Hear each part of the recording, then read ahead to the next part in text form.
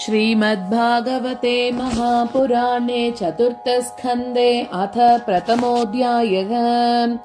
मैत्रेय उवाच मनोस्तु शतरूपायां तिस्रः कन्याश्च जज्ञिरे आकूतिर्देवहूतिश्च प्रसूतिरिति विश्रुताः।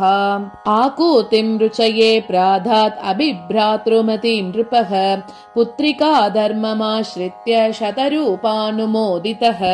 प्रजापतिः स भगवान् रुचिस्तस्यामजीजनत् मिथुनं ब्रह्मवर्चस्वी परमेन समाधिना। यस्तयोः पुरुषः साक्षात् विष्णुर्यज्ञस्वरूपदृक् या स्त्री सा दक्षिणा भूतेः अंशभूता अनपायिनी। आनिन्ये स्वगृहं पुत्र्याः पुत्रं विततरोचिषं स्वायम्भुवो मुदा युक्तो रुचिर्जग्राह दक्षिणाम्।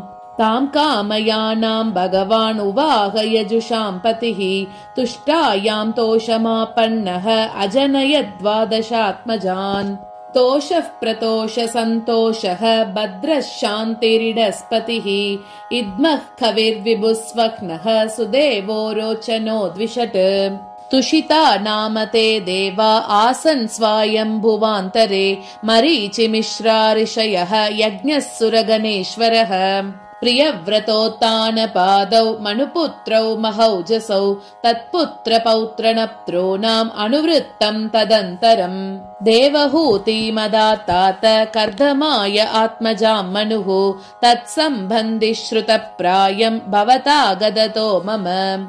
दक्षाय ब्रह्मपुत्राय प्रसूतिं भगवान् मनुः प्रायच्छद् यत्कृतः सर्गः त्रिलोक्यां विततो महान्। याः कर्दमः सुताः प्रोक्ता नवब्रह्मर्षिपत्नयः तासां प्रसूति प्रसवं प्रोच्यमानं निबोध मे। पत्नी मरीचेस्तु कला सुषुवे कर्दमात्मजा कश्यपं पूर्णिमानं च ययोरापूरितं जगत्। पूर्णिमा सूत विरजं विश्वगं च परं तप देवकुल्यां हरेः पाद शौचात् याभूत्सरिद्दिवः। अत्रेः पत्नी अनसूया त्रीं जज्ञेषु यशसः सुतान् दत्तं दुर्वाससं सोमम् आत्मेश ब्रह्म सम्भवान्। विदुर उवाच अत्रेर्गृहे सुरश्रेष्ठा स्थित्युत्पत्यन्त हेतवः किञ्चित् चिकीर्षवो जाता एतद् आज्ञाहि मे गुरो। मैत्रेय उवाच ब्रह्मणानोदितसृष्टौ अत्रिर्ब्रह्मविदां वरः सह पत्न्या यया वृक्षं कुलाद्रिं तपसि स्थितः। तस्मिन् प्रसूनस्तबक पलाशाशोककानने वार्भिः सर्वद्भिरुद्गुश्चे निर्विन्ध्याया समन्ततः। प्राणायामेन संयम्य मनोवर्षशतं मुनिः अतिष्ठत् एकपादेन निर्द्वन्द्वो निलभोजनः। शरणं तं प्रपद्येऽहं ययेव जगदीश्वरः प्रजामात्मसमां मह्यं प्रयच्छद्विति चिन्तयन्।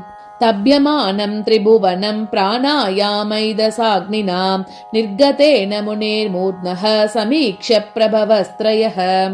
अप्सरो मुनिगन्धर्व सिद्धविद्याधरो रगैः वितायमान यशसस्तदाश्रमपदं ययुः। तत्प्रादुर्भावसंयोग विद्योतितमना मुनिः उत्तिष्ठनेकपादेन ददर्श विबुदर्शभान्। प्रणम्य दण्डवद्भूमौ उपतस्तेर्हनाञ्जलिः वृषहंस सुपर्णस्तान् स्वै स्वै चिह्नैश्च चिह्नितान्। कृपावलोकेन हसत् वदनेनोपलम्बितान् तद्रोचिषा प्रतिहते निमील्य मुनिरक्षिणी।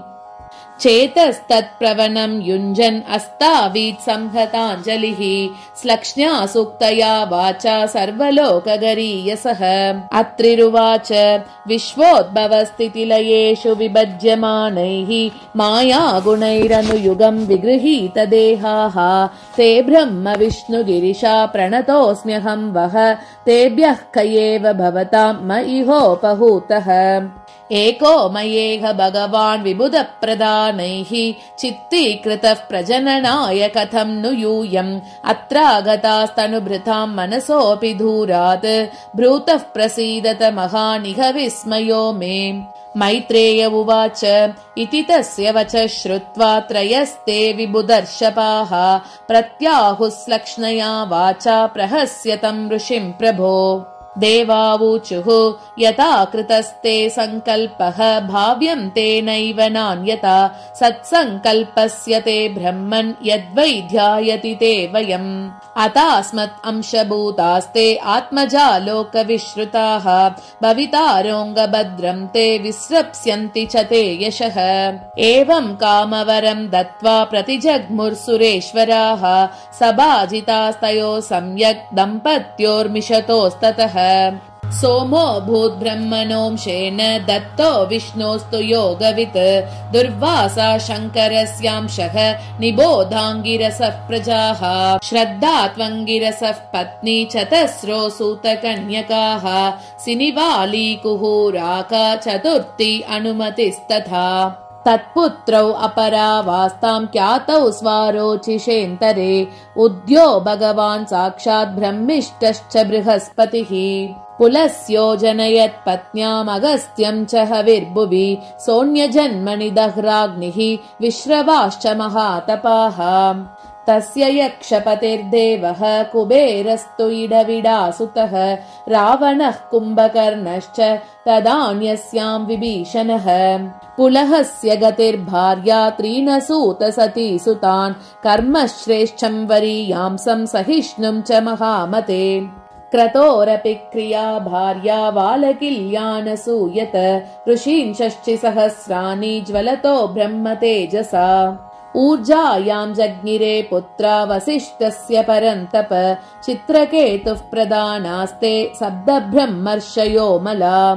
चित्रकेतुः सुरोचिश्च विरजा मित्रयेव च उल्बणो वसुभृद्ध्यानो द्युमान् शक्त्यादयो परे। चित्तिस्तु अतर्वणः पत्नी लेभे पुत्रं धृतव्रतं तद्यञ्चम् अश्वशिरसं भृगोर्वंशं निबोध मे। भृगुः ख्यात्यां महाभागः पत्न्यां पुत्रानजीजनत् दातारं च विदातारं श्रियं च भगवत्पराम्।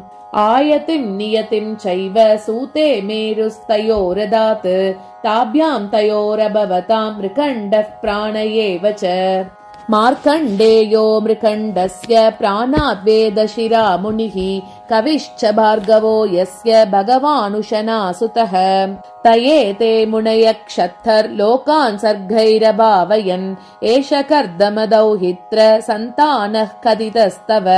शृण्वतः श्रद्ददानस्य सद्यः पापहरः परः। प्रसूतिं मानवीं दक्ष उपये मेहि अजात्मजः तस्यां ससर्ज दुहितृः षोडशामललोचनाः।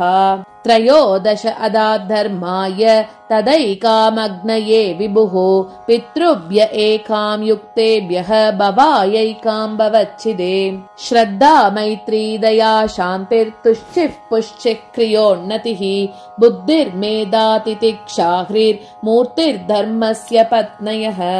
श्रद्धा सूत शुभं मैत्री प्रसादम् अभयं दया शान्तिः सुखं मुदं तुष्टिस्मयं पुष्टिरसूयत।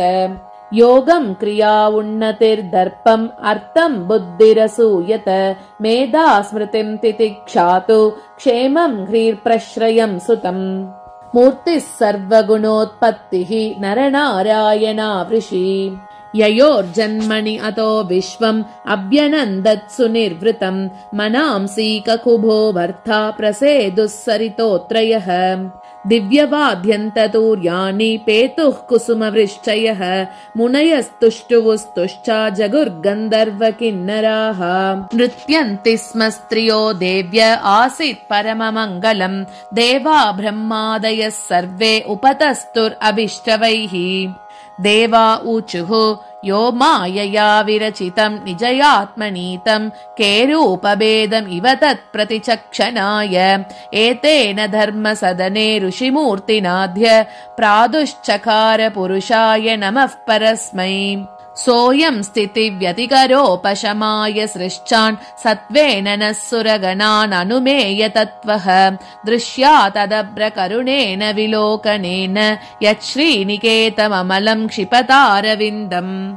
एवं सुरगणैस्तात भगवन्तौ अभिष्टुतौ लब्धावलोकैर्ययतोर्र्चितौ गन्धमादनम् ताविमौ वै भगवतः हरेरंशा विहागतौ भारव्ययाय च बुभः कृष्णौ यदुकुरुद्वहौ स्वाहाभिमानिनश्चाग्नेरात्मजां स्त्रीनजीजनत् पावकम् पवमानम् च शुचिम् च हुतभोजनम् तेभ्योऽग्नयः समभवन् 40 च 5 च तयेवैकोनपञ्चाशत् साकम् पितृपितामहैः वैतानिके कर्मणि यन्नामभिर्ब्रह्मवादिभिः आग्नेयैश्चयो यज्ञे निरूप्यन्तेऽग्नयस्तु ते अग्निष्वात्था बर्हिषदः सौम्याः पितर आज्यपाः साग्नेय अनग्नयस्तेषाम् पत्नी दाक्षायणी स्वदा तेभ्यो ददार कन्ये द्वे